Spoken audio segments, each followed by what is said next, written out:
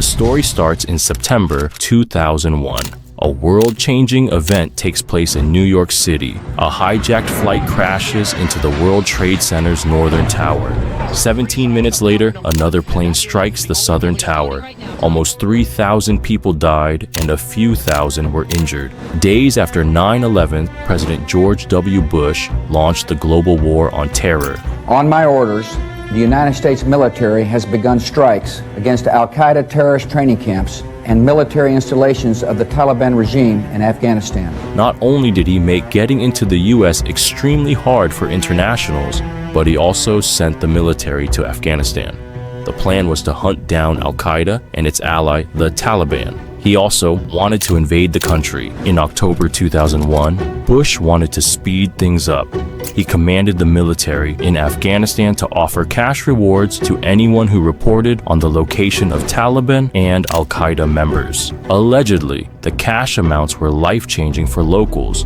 Soon enough, everyone started ratting. In just a few weeks, hundreds were turned over to the U.S. military and were later transferred to various CIA black sites until all of them were fully packed. This is when an old Navy base called Guantanamo Bay came into play. The base-turned-prison would become the most terrifying prison in the world.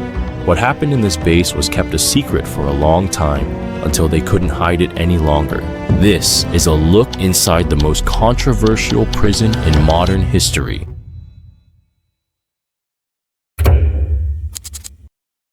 During the 1898 Spanish-American War, U.S. forces invaded and occupied Cuba amid its war of independence against Spain. In 1901, the United States recognized Cuba's sovereignty while maintaining the ability to intervene in local affairs and establish naval bases on land leased or purchased from the Cuban government. In 1903, the Guantanamo Bay Naval Base, also known as Gitmo, was established following a lease agreement with no expiration date. Even with the Cuban government pushing back in the 50s, considering the base illegal, the U.S. managed to keep its full control of the territory. In January 2002, the first batch of detainees arrived at Guantanamo Bay.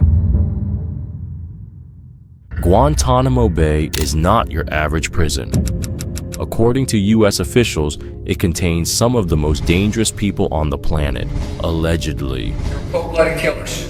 Very, very dangerous people. In my view, these men are exactly where they belong. With an unusual prisoner profile, the camp's design and procedures must match the energy. The prison camp needed to be unbreakable. Detainees must have little to no interactions with the outside world or even each other. It's not supposed to be a correctional facility, but rather a confession-extracting machine. The U.S. military had the green light to do whatever was necessary to extract information. When we say Guantanamo Bay Prison, we're talking about a specific part of the base, the infamous Camp Delta, a permanent American detainment camp that replaced the temporary facilities of Camp X-Ray. It was built between February and April of 2002 by Navy Seabees and Marine engineers.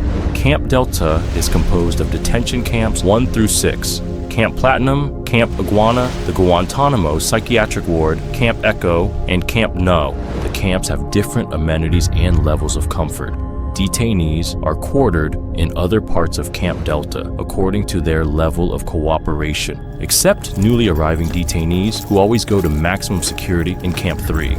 Thereafter, cooperative detainees are moved to Camp 2 and then Camp 1 as rewards for cooperation. When detainees cooperate and are thought to show no security risk, they can be moved to the buildings of Camp 4, which has a shower and lavatory, plus 4 communal living rooms for 10 detainees each. In Camp 4, detainees may eat their meals together, instead of alone in their cells as in the other camps.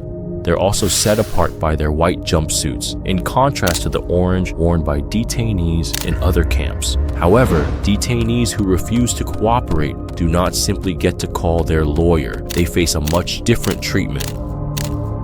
This is when the secret Camp 7, also known as Camp Platinum, comes into play. Built as an isolated outpost, strictly off-limits from the Pentagon's media tour, Camp 7 is where the high-value detainees who were formerly held in black site prisons were kept. They included Khalid Sheikh Mohammed and the other 4 9/11 defendants, as well as Abu Zubaydah, Abdullah Rahim al-Nashiri, and 8 other men. In the early 2000s, we couldn't even know where Camp 7 was located. Now, thanks to satellite imagery, we're able to at least point it out on the map, up in the hills about a mile northwest of the main prison complex. However, no one knows how exactly Camp 7 is from the inside. The only information we have is through detainees' interview records and a military report from 2009. In 2014, when James Connell, a defense lawyer for Ammar al-Baluchi, went to inspect his client's cell, the military blocked out his van's windows and drove him in circles before taking him there. Camp 7 was designed with a central control area with 2 blocks. Each has 2 outdoor recreation yards surrounded by high green tarp walls. Gould Hassan Durad, a Somali detainee who lives in Camp 7, described how it is divided between 2 tiers, Alpha Block and Bravo Block. He also said each cell has something called a Charlie area at the back where detainees can get fresh air and communicate by shouting at each other, and which have roofs and are enclosed by high fences. The whole camp was built on unstable soil. Cell floors would move up, cracks appeared on walls, and humidity was overwhelming during the rainy season. But humidity wasn't the worst Camp 7 detainees had to go through. What makes Guantanamo Bay unique from any other prison is its location. It's under US control, but it's not inside the US. This means that US laws don't apply to Gitmo. If Guantanamo Bay was in the US, they would either have to charge the detainees with a crime or release them immediately. And since most detainees in Gitmo had no concrete evidence against them, the whole operation wouldn't exist in the first place. The US didn't want to give detainees the American justice system rights. The Bush administration also claimed that international law didn't apply to these detainees either, aka the Geneva Convention, a set of laws protecting prisoners of war. According to the Geneva Convention, prisoners of war can't be interrogated, and they have to be released as soon as the conflict ends. Of course, that doesn't go well with President Bush's plan. Instead, the US came up with a new term for these detainees: unlawful enemy combatants. This new made-up category of prisoners had to be held captive inside Guantanamo Bay indefinitely. This whole loophole made detainees unable to defend themselves in regular court.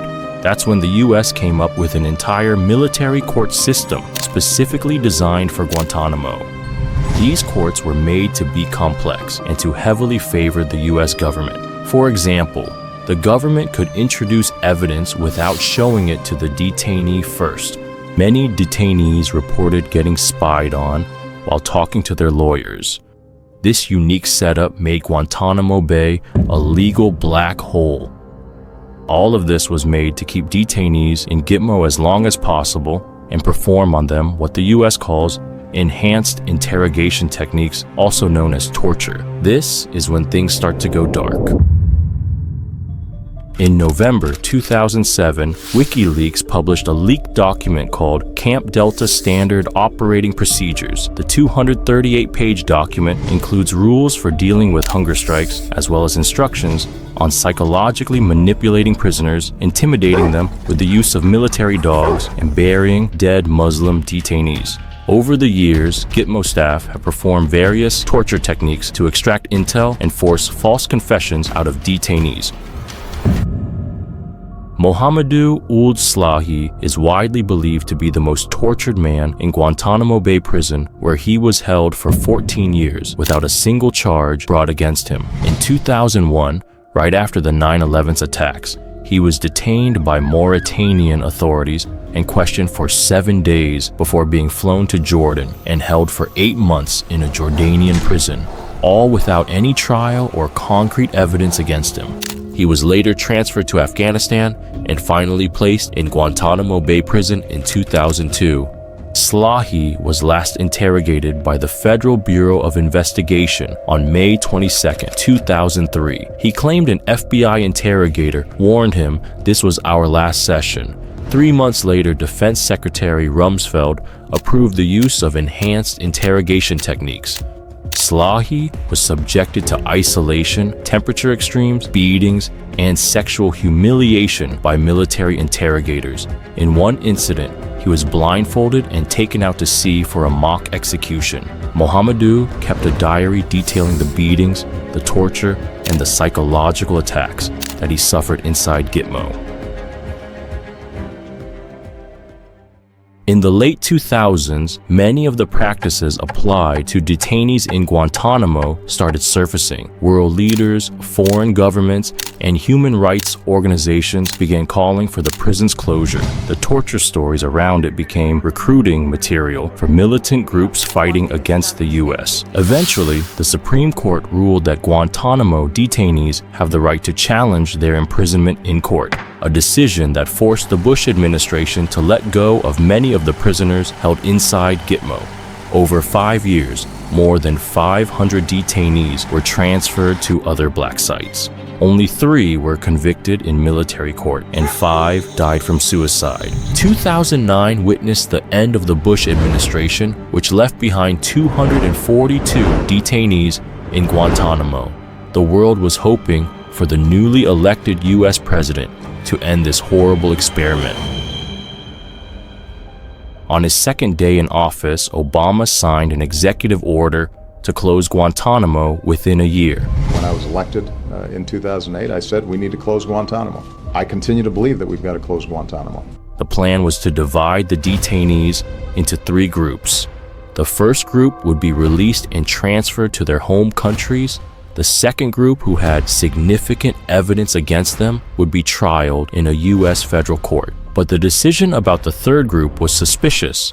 It's about detainees the U.S. didn't feel comfortable releasing due to lack of enough evidence to put on trial. This group would be transferred to a maximum security prison in Illinois.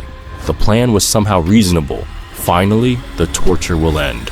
However, in Congress, Republican politicians opposed every single part of the plan. Ultimately, both Republicans and Democrats passed bills to block any Guantanamo detainee from leaving the prison. Obama's plan never became a reality.